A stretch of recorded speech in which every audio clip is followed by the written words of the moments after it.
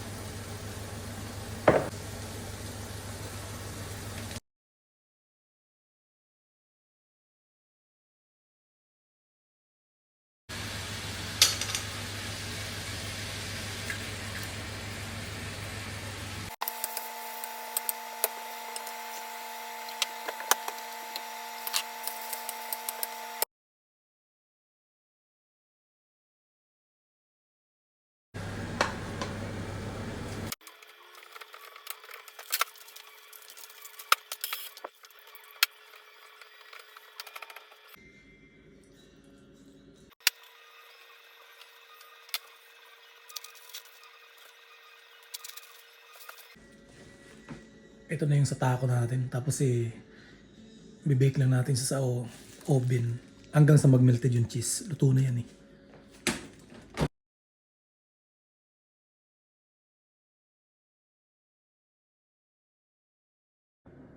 Bake natin yan hanggang sa mag-melted lang yung cheese. Yan.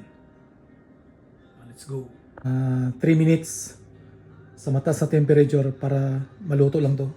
Saglit lang naman to eh. Pa-crispy lang natin. Init lang natin to, init.